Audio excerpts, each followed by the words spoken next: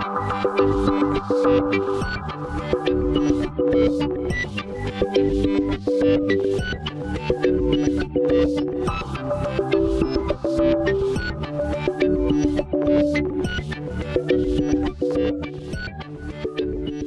it is my great honor this morning to introduce to you Dr. Leah Weiss. Dr. Leah Weiss is a teacher, a researcher, a meditation expert at Stanford University. Not only is she a member of Stanford's Compassion and Cultivation Center, which was founded by the Dalai Lama, she also teaches in their Graduate School of Business. Dr. Weiss specializes in the application of mindfulness and compassion in secular contexts, and her new book, Heart at Work, is going to be released next month. She has taught and consulted in a wide variety of settings, including Stanford School of Medicine, Google headquarters, LinkedIn, the Greater Good Science Center at UC Berkeley. She's also worked with organizations such as the Department of Veterans Affairs, where she taught mindfulness and compassion to help veterans who are suffering from post-traumatic stress. And she also worked with the VA staff who were there to help those veterans.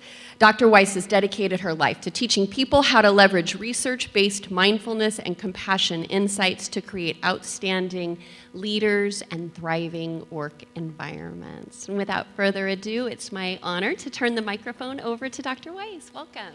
Good morning.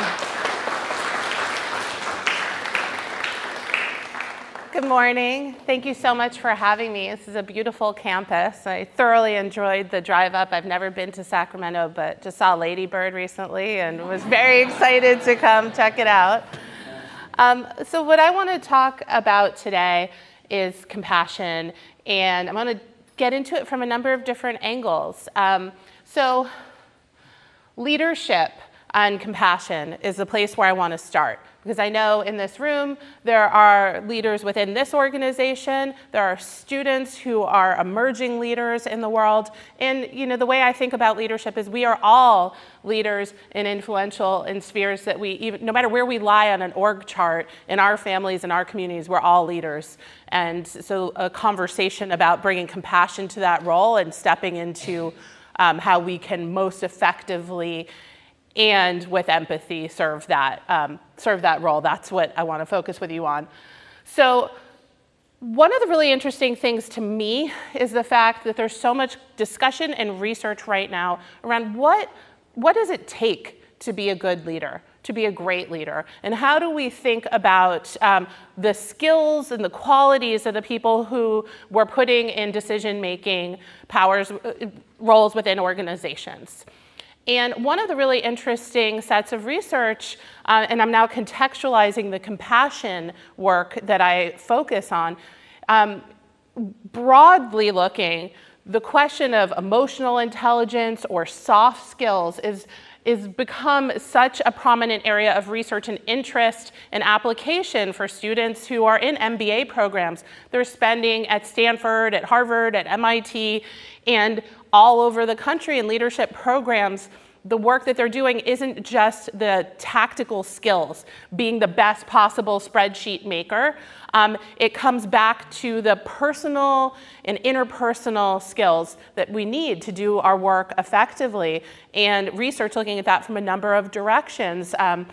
And one of the things that I think is most interesting to lead with is the fact that we know that it's great to get the technical skills. We need those. But those are changing so quickly, right, with technology and in today's world.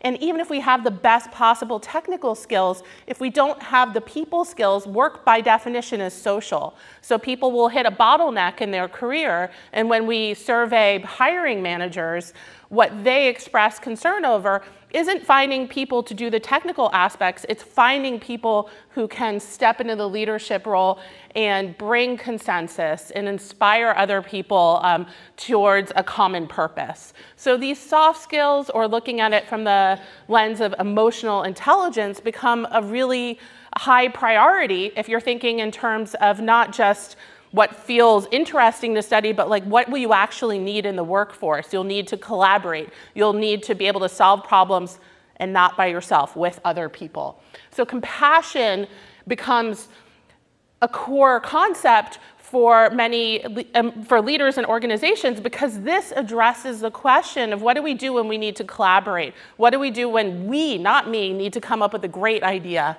How are we going to do that? We're going to do that together. If we have bottlenecks in our communication, we're not going to be able to do that effectively. If we have the wrong people in the room, or we don't know how to draw out people who have different needs to communicate and be understood, we're all going to fall short. So this is a top initiative of many of the organizations I'm working with.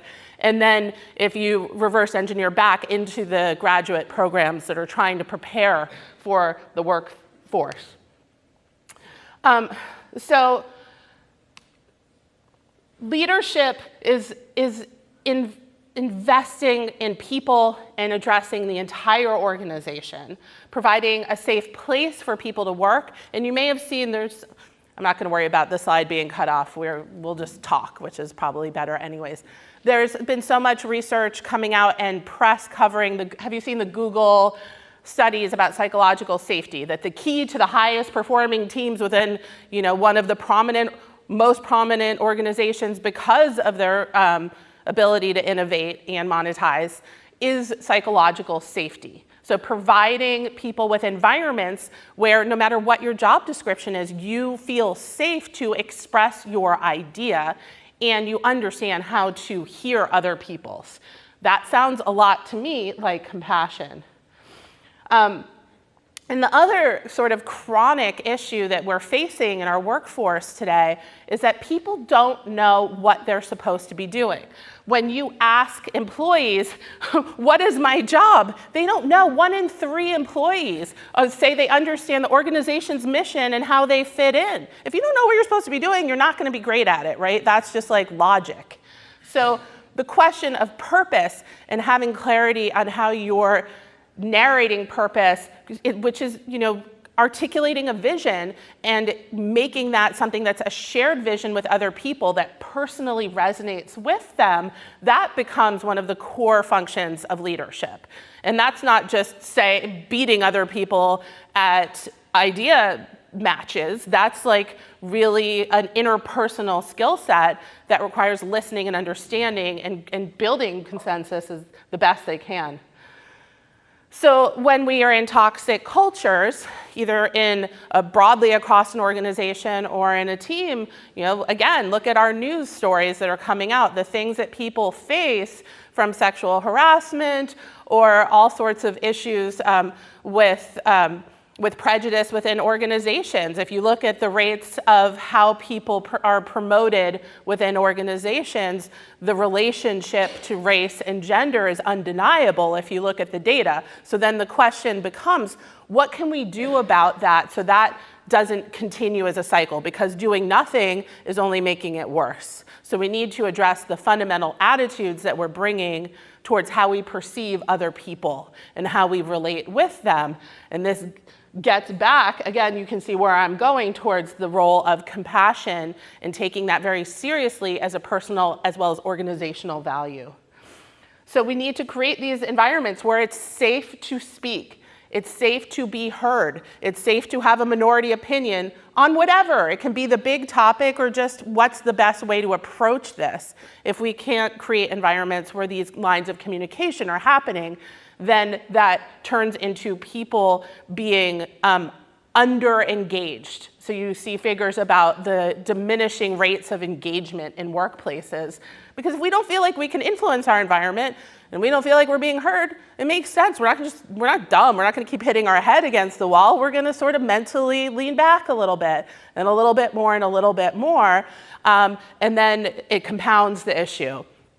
So what we want to do is have a clear sense of purpose and an intentional relationship with the people that we're engaging with.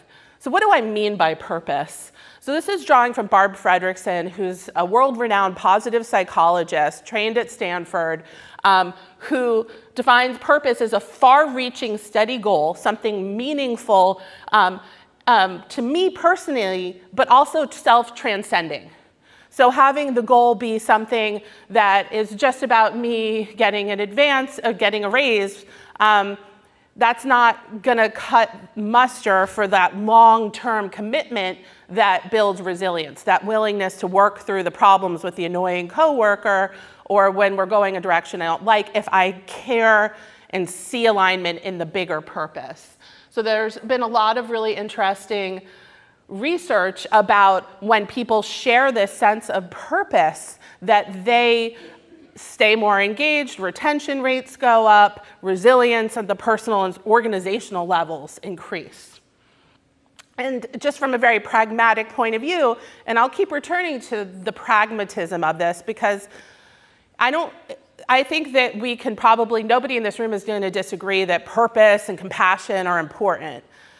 But the thing that's trickier is to understand what do you do when there's trade-offs between what seems like the compassionate response and the financial bottom line, or the implications if you take that choice for that person that's compassionate, but we can't afford to scale that for everyone, so I can't make that choice for you. So that's why I'm keeping returning to sort of the pragmatic, what's the return on investment from financial perspective, so that we can start to say it's not just a choice between being nice and good people over here or being a well-run organization, that actually these two need to go together, certainly for long-term well-being of the organization and its employees. So things like when we don't tend to toxic work environments, when we don't have a shared sense of purpose, then retention goes down. And anyone in this room who's responsible for numbers in some way in your role, you understand that, and even if you're not the numbers person, just training people, bringing in new people, it is a lot of effort,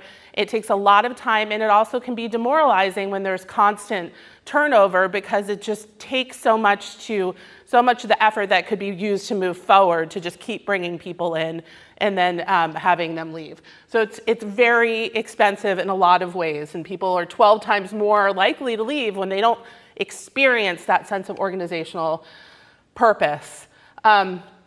So the turnovers are expensive. It's 213% of the salary for a highly trained worker. That's how much money you're paying. So when someone asks the question, like, if you're pitting creating a humane organization against your financial bottom line, these are the kind of statistics you want to understand, that actually if we are not a humane organization, that's extremely costly. And they're also the impact for us as individuals on our health. And there's been a lot of discussion around the cultures where we're working over 55 hours a week, and the research on what that does to our well-being, our relationships outside of work. People reporting just chronic stress and an inability to maintain the relationships that are most important to them, because when we're all feeling that tug to get back on the email at night, our attention is divided and we don't have the opportunity to unwind, to attend to other parts of our life beyond work roles. And this leads to burnout and stress and illness and depression. And one of the really so from a research perspective, one of the things that I think is really useful is we're looking at, well, what does it mean what kind of purpose do we need? So like, this is an educational environment, so it's pretty apparent how you could get to like the human purpose. Like, we are here because we want to support the next generation to get the education and the skills and the network that they need, so that they can not only live good lives, but also like, you guys are going to be my kids' bosses. Like, so there's an ongoing view to the world needs to invest. So there's a shared sense of purpose. But the disconnect in this kind of environment, or I don't know you all well in this organization, other educational environments I've worked in, is then how does that translate to how people spend their day-to-day time? So I can speak more about, schools that I've been a part of. So yes, this might be the overall vision for the world and the people we're serving, but if your day-to-day tasks are frustrating, repetitive, and wrapped in a lot of bureaucracy, you don't really see that inspiring purpose in your day-to-day experience of your job. It kind of is like this theoretical thing that lives over there, not in my moment-by-moment experience. So the question becomes, what can we do to increase the sense of purpose, which I'll speak to? But also, even before we get to that, like the big capital P, make the world better sense of purpose, This study that I want to refer to here that was done with a colleague of mine who runs a lab out of UCLA, Steve Cole, and a Japanese IT firm, what they wanted to look at was, does it work if we have a sense of purpose? It's not this big visionary purpose, but it's more of like I fit in with this organization. I'm a part of this team. I feel identified, like I live near Google, so people will often, they're so proud of their campus and their food and their, all the perks. And so it's like the focus on I'm part of this like team, an organization in our work. So that's a little different than, I'm not saying I'm being agnostic as to the long-term capital P, but just the short term, does it work if your purpose is I'm really psyched about my team in this environment? And the interesting answer was yes. In terms of your own individual biology, you were going to get the same benefits that you would get from this capital P sense of purpose in terms of at the genetic level, lower inflammation, higher antiviral response, looking at all of these sort of biometrics. You can actually move the dial on them when you're just creating a really strong sense of team and organization. So I think it's also nice why does that matter? I think that matters because it's not all about creating this in the horizon sense of purpose. It also matters our day-to-day relationships and how we fit in and have that psychological safety and connection. Again, research that's been coming out that people who have work friends, their quality of work life, their retention, all kinds of outcomes on how invested they are in doing their work, all impacted, which kind of makes sense. Like the friend factor, if I care about you guys and you're on my team and we need to get something done, I'm going to work harder than like, we've been bickering and it's 5 o'clock, peace out, I'm done, good luck, we won't meet that deadline. So you can see this personal relationships, accountability will either evoke a greater care or the opposite. So there's a whole huge, really interesting set of research on purpose and physical well-being, even including that our waist to hip ratios, our sleep, our glycemic index, all of these very biological things that you would think, oh, purpose, that makes me feel sort of mentally better. But actually it matters to our bodies, which becomes a really interesting question, which is a speculative question to answer. But why would that be the case? Why is it that our bodies are healthier when we have a strong sense of purpose or not when we don't? And this is something I always try to take the opportunity to ask researchers who are in this space, like what does that mean? And how do you see that connection between the fact that social isolation is the biggest predictor of mortality over and above things like smoking or eating at McDonald's every day? It's like social isolation is what makes us sick. Lacking purpose gives us issues with our physical health, which I think then begs a lot of really interesting questions to explore around like, these are not sort of soft, nice to have over there issues. Like we as human beings need these things. We need purpose, we need community, and we need to build them into our schools and our organizations. And then, the mental health side of it, I think, is more intuitive. That, of course, if you have a stronger sense of purpose, you're going to be less depressed, less anxious, more resilient. Because when things don't go your way, you can keep your eye on the prize, right? As opposed to other possible reactions that would. So, a question for you: what does purpose mean to you? What words describe it? What's your purpose in this room? One of the ways that can be really interesting to get at this is when you went into the line of work that you're in now, or when you're picking yours, what is it, your biggest possible vision, the dream you dare to dream about how your work and this type of work could impact the world? Remembering that, because it gets hard, to remember that when we've been in jobs for a long time, or we're frustrated with bureaucracy, or we just got a lot of stuff to do, and then that doesn't end when we go home, because, in my case, there's 3 little Muppets running around raising heck. So it's hard in the day-to-day. I don't have a place in my calendar that says like pause and remember your dreams and aspirations. So if I don't remember it, like if I don't make that place, right, in the drive to work as I'm walking into my office or before I meet with that student, it gets pretty easy to lose track of it. And this seems to be a really helpful place working with people who are struggling with burnout, like in the healthcare sort of burnout epidemic that we're experiencing right now. This is one of the ways that people are finding helpful to just, how can we bring the humanity back? So thinking in your day-to-day life, this is the kind of thing that you can explore. What in your daily actions as a student, as a person filling whatever role yours is, or in your life outside of work, what makes you feel the strongest sense of purpose? What are the relationships? What are the activities? Paying attention to those so that you can craft your time accordingly. Of course, we can't all just like write the book on how we spend our days from start to finish, but looking for the places that we either can control or influence. In the workplace, when we're managing other people or just a part of a collaborative team, understanding what the people around us are passionate about and supporting them in having more access to that, whether that's in mentoring or just how we're dividing up what needs to be done. Taking the moment to ask the question, what would people most want to do among the things that we have to do? And maybe we can't, ideally it would work out that I don't like to travel and all you want to do is travel. So that's a great fit, and I don't want to do this and you do. It may not come to that so neatly, but we could at least be working to both solve the questions of getting the work done well, while also tending to what people are passionate about, and being at the service of that, asking them those questions as part of things like annual reviews, that should be part of the conversation and how we're developing people, touching in on purpose.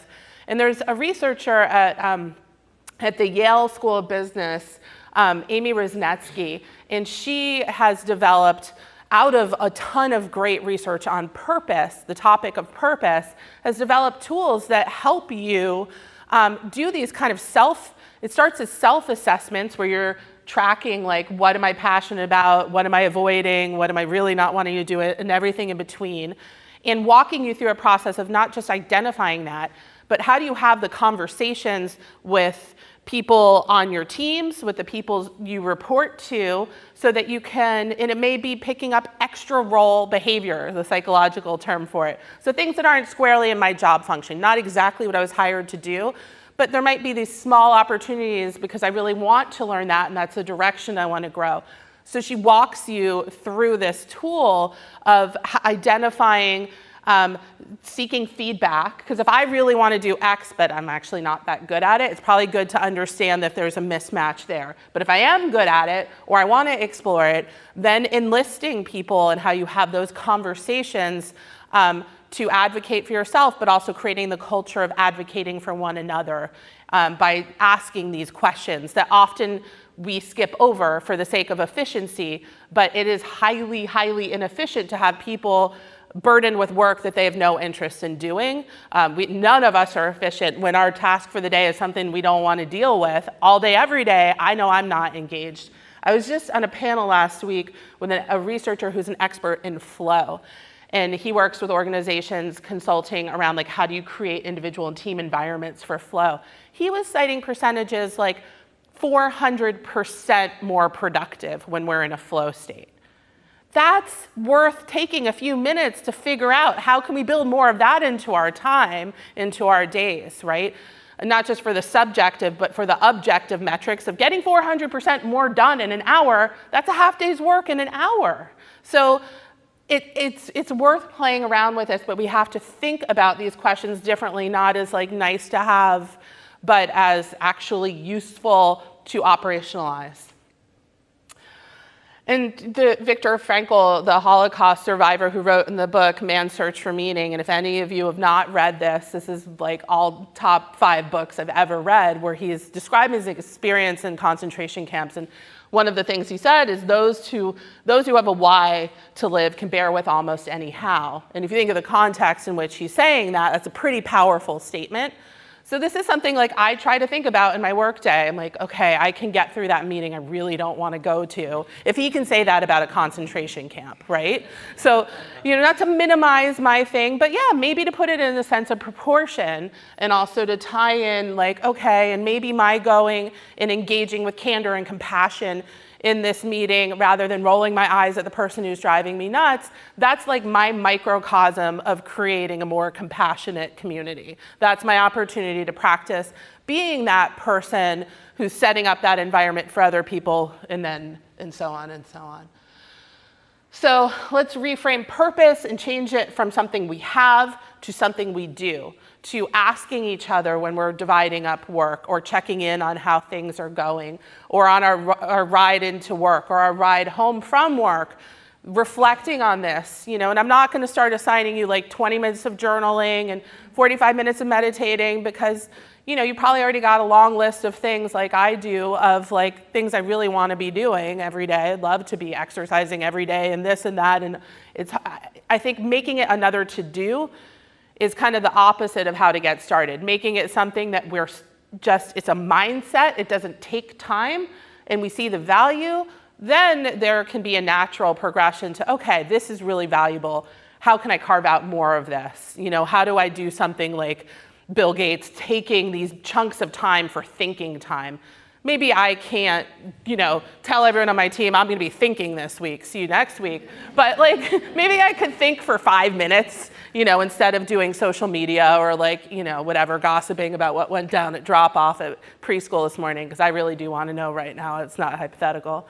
But it's a different use of time. Like if I do that in the thing between the meetings, I'm coming into the next meeting in a different way than if I'm taking that minute to either do something with mindfulness and ground myself, or do something with common humanity and think about how the person I can't stand that I'm about to have to sit with for more time than I'm gonna get to see my partner tonight, how can I make that better rather than just suffer through it? These are the kinds of questions that we can operationalize from this point of view. So these are some of the questions for you to reflect on. This could be something that you're taking home on your drive if you don't have time, to sit and journal it. What are these are a lot of the questions I've been talking about. What feels purposeless? What lights you up? Do you put less time and energy or procrastinate, or sort of like there's a whole buildup of time and anxiety around the things you don't want to do? What does that look like? Just getting curious and so we can understand it and fix it. These kinds of questions, do you take that home, at the end of the day, either a sense of purposelessness or just, I know for me, there's some of these interactions, they can be so minor, but those are the things I'm thinking about later that night, right? Revisiting and trying to process. So thinking about purpose, recognizing that these boundaries between work and home are more fluid, and engaging with that. So some of the questions we can ask ourselves. So there's a metaphor that I came across I love. One of my students at the business school, he was in a mid-career leadership program, and he has been in the military for a very long time in a leadership role. His father was a general of the Army Corps, and his dad raised their family with puzzles. Puzzles was always the thing. And as they got older, the dad started talking about relating puzzles to life. If you don't have a box top, how are you going to know what should go where? You don't have a vision. You don't understand how the pieces fit together. And actually, he was telling me by the time they were late in high school, about to leave home, he would have them do puzzles without the box top to really literally be able to compare the difference between the two. But I love this metaphor in terms of thinking about our work lives, because it's a very sort of textured way to think about not only what's my piece here, and we all want our piece to be seen and valued, but also the fact that I'm shaped this way and you're shaped that way is good for the whole, and we actually really want to understand these different, sort of idiosyncrasies that we have, and ideally leverage them, right? As opposed to be presuming that we're all the same or should be the same, or just defining things arbitrarily in terms of who does what. So these are some of the things you can play around with. Like, can you say how you fit in? That statistic, that shocking statistic, 1 in 3 people know what the organization does and how they fit in. Let's practice answering that. Can we get our 2-sentence version for ourselves? What's my organization do and how do I fit in with it? Asking other people that question, being curious about that. We can do trust falls for team building, that's great, but I think this could also be a more useful way to understand and really build relationship. And also, when we are on a team with people, communicating what we see, that you have this skill over here, your puzzle piece is shaped like this, and we need that to solve this problem, that is a really effective style of leadership, but it means we need to be paying attention and listening. So just from the metrics perspective, all of these types of impacts of having meaningful work. So the work motivation, our absenteeism, meaning we're less likely to just be nah, I'm not coming in tomorrow. Today was really stressful. I think I'm going to take a sick day. Not saying that we shouldn't take our time available to us, but the absenteeism, the willingness to drop the ball because it's just we're not as committed if we don't have a sense of purpose. Engagement, our behavior. There's such fascinating research around the rise of the psychological term is workplace inclivity. And it really just means being super rude to each other to the point of even beyond vindictive and then actually sabotage of projects and people. And I'm always struck by the fact I have 3 very little kids, and it's a lot of the same stuff I'm telling them they need to do with each other to get along and play nice and use your words, but then it's actually really hard to do for a lot of grown-ups. And I can't tell you how many people I know who manage engineering teams, right, because I lived in Silicon Valley, so there's a lot of that line of work.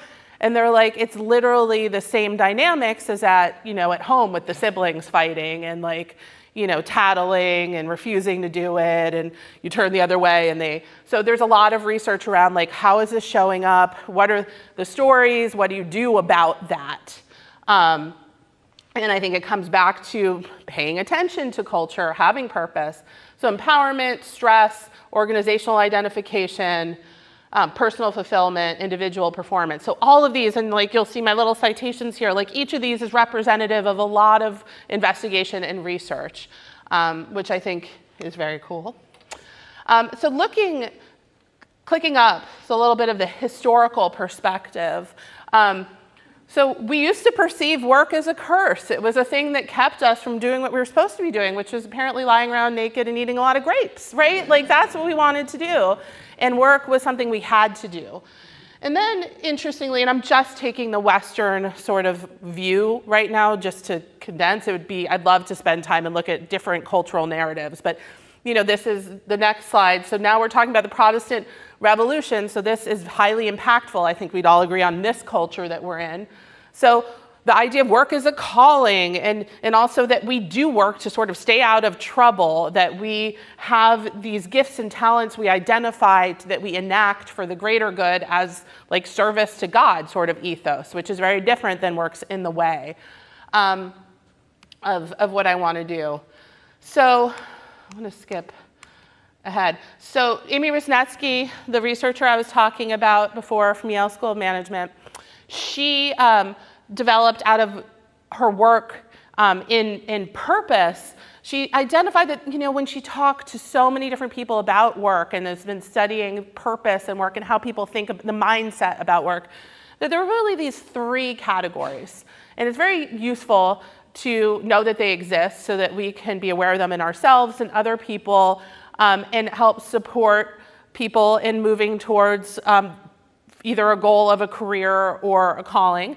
So the job is this idea of work for pay, right? We all have to do that at some points, but it's kind of, and how do you know you're viewing it as a job?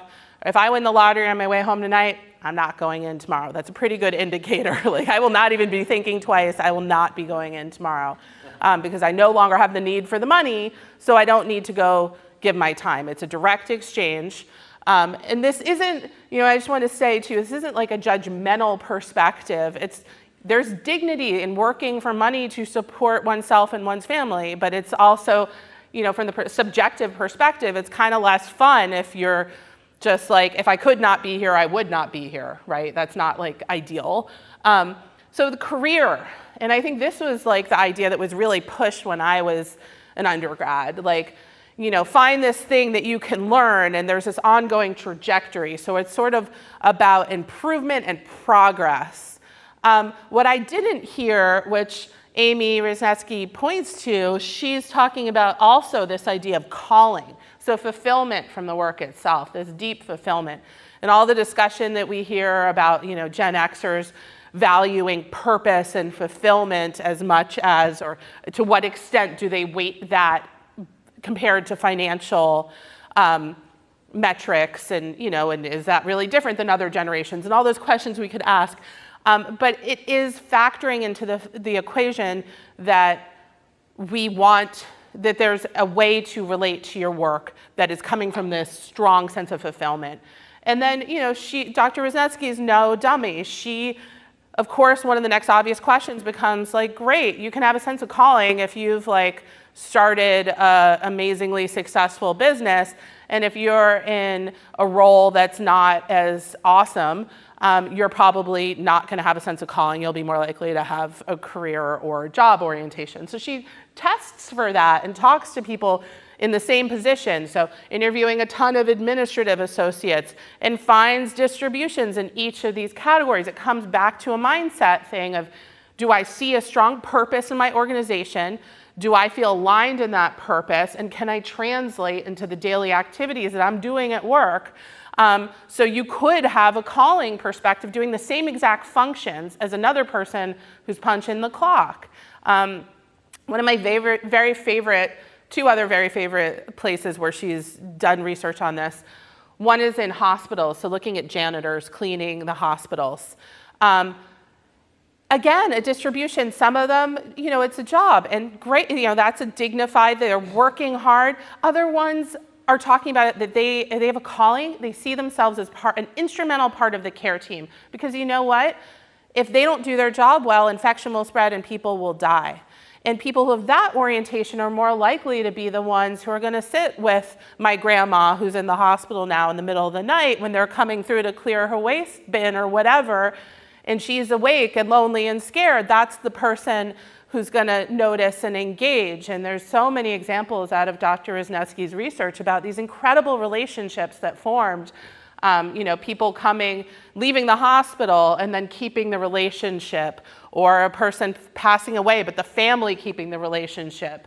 So I think it's just a useful thing to keep in mind, because it's something then, what do we do with that information? I think, I don't think it's useful to turn into a blame mode of it's on you if you view it as a job, but rather than take it as an opportunity, what can I do to work within creating a sense of fulfillment for myself and the people around me, because there is this opportunity, and that's good leadership. So let's do a couple, I've been talking a whole lot, and I want to invite you to do a couple of 60-second experiments with me if you're game. Okay, so this is a kind of, move a little more into workshop mode than listening mode. So the first one that I want to do is just invite you, we'll take a minute for personal reflection, and I want you to, I'm going to guide a very sort of quick meditation to reflect on your sense of purpose, okay? It'll be quick and painless, I hope. Okay, so you're in your chairs, that's good, or you're standing in the back. Don't get too rowdy back there.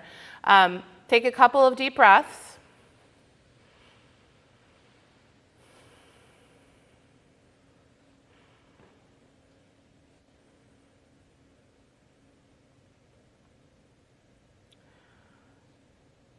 And I want you to picture yourself outside on a field. Could be somewhere you've been or an imaginary place. And there's one of those old-fashioned wells that you see. Then you walk towards it, feeling the breeze on your skin, really put yourself in this environment. And on your way over to the well, you pick up a stone. And keep walking, and you're holding the stone in your hand. And when you reach the side of the well, you stop. And in this stone is the question, what is most purposeful about my work and life? And throw the stone into the well. Picture yourself throwing the stone in the well. And just see what answers pop up, or images, or thoughts as the stone falls.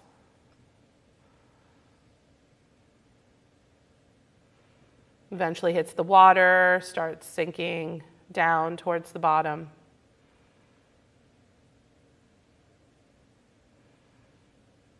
And then eventually, when it hits the bottom, what other ideas, images, thoughts? And then we can end that experiment there, that exercise there. Turn to a neighbor when you're ready. Open your eyes, turn to a neighbor, and share what word, idea, image came up for you. Or like, I was spaced out, I got nothing out of it. That's cool. You can tell them. I'm not insulted.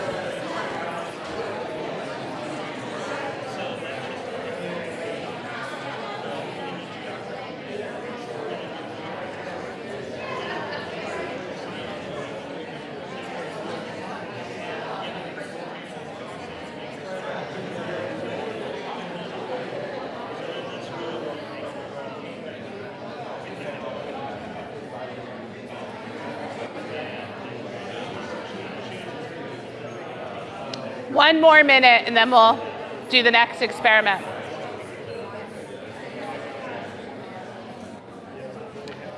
All right. Thank your partner. So let's do another one, if you're game. So the next one is going to be 1 minute of the following. What you're going to do is either close your eyes or lower your gaze, and then you're just going to sit in your chair, breathe, always keep breathing, don't stop, and feel the sensations of the breath coming in and out of the body. And when your mind wanders, which it will, even though it's only going to be a minute, your mind will wander. As soon as you notice, bring it back to feeling yourself breathe. Okay? Is that clear? Just breathe. Definitely, even if you ignore the rest of the advice, breathe, and then feel yourself breathing, distraction, bring it back. Okay? 1 minute. Let's just try it. And then start now.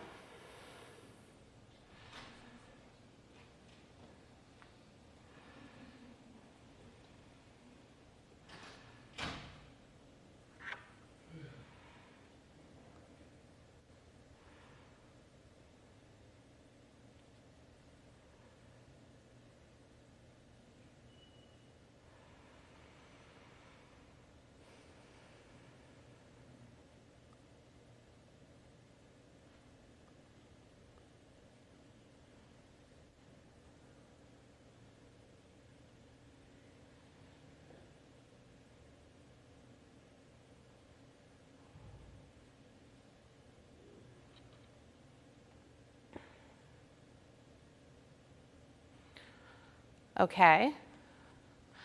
So you're going to turn to the same partner again, but before you do, I just want to introduce the idea. So juxtapose what you just did, where you put your attention on an anchor.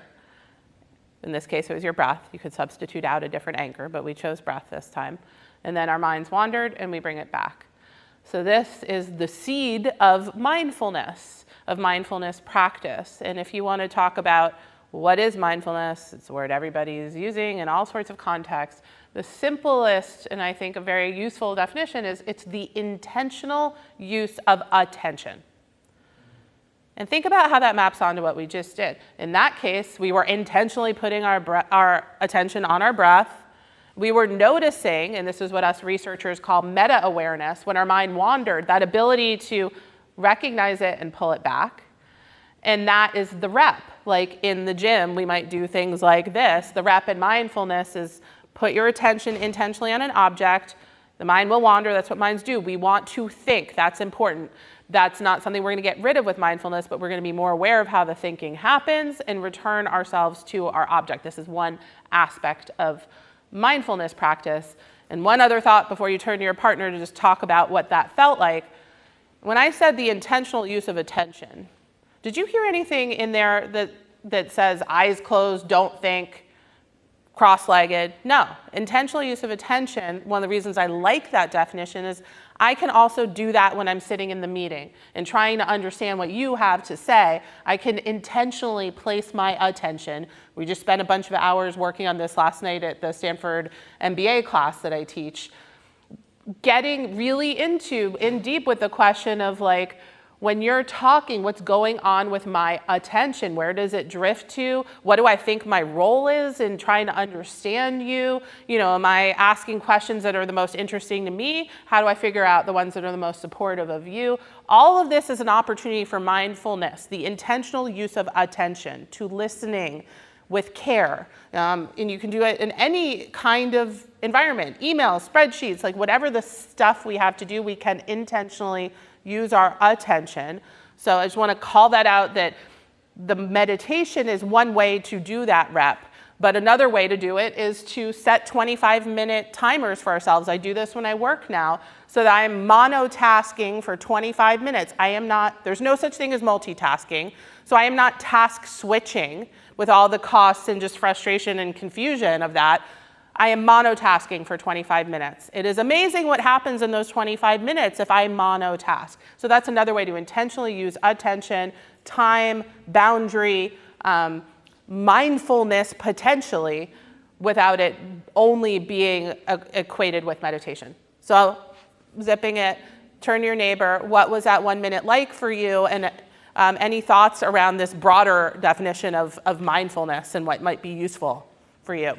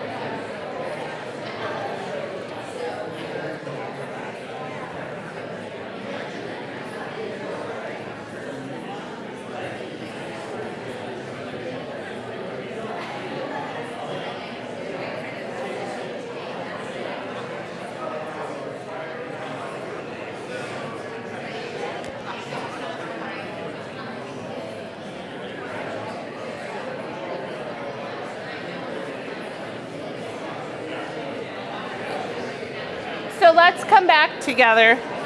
Let's come back together for one more experiment. Yes. Let's come back together. For one more experiment.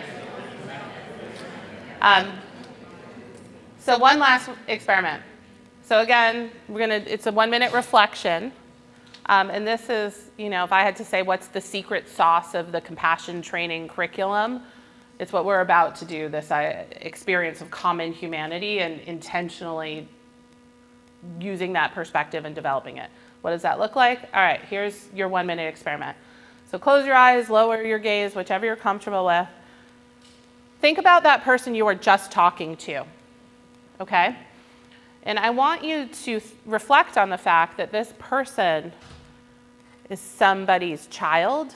They were once a kid. They were taught everything from learning how to tie their shoes, to read and write, drive. They were protected and loved as a kid. Now they have aspirations for themselves, professionally, personally. They have people that they care so much about that they would be devastated if anything happened to them. There's people in their lives who are relying on them, who love them. Considering that this person has a whole history that I may well not know anything about, but it is just as multi-layered and crucial as my own and the people who are the closest to me in my life. They have all of that. I may not know it, what the details are, but they have all of that. The hopes, the disappointments, the traumas, all of it. And reflecting, just like me, this person has the same fundamental human goals, mistakes, problems. They're a work in progress, just like me.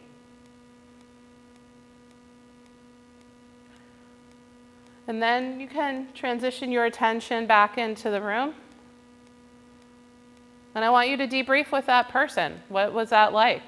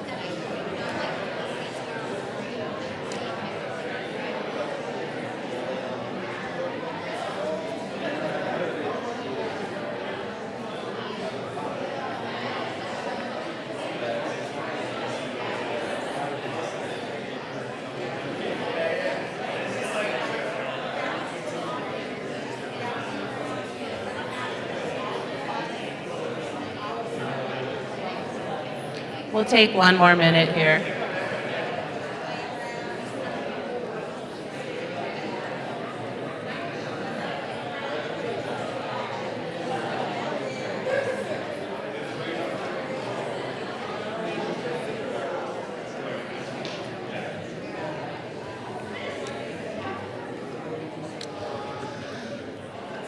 So I want to leave you with this idea. I submit to you that the ability to create more purpose, create more compassion, use more self-awareness in our interactions isn't something we have to wait till we have time to go do a meditation retreat to start. It's something we can start right now. And so I'm going to leave you with this quote from the American Buddhist nun Pema Chodron. With all the messy stuff, no matter how messy it is, just start where you are. Not tomorrow, not later, not yesterday when you were feeling better, but now. Start now just as you are.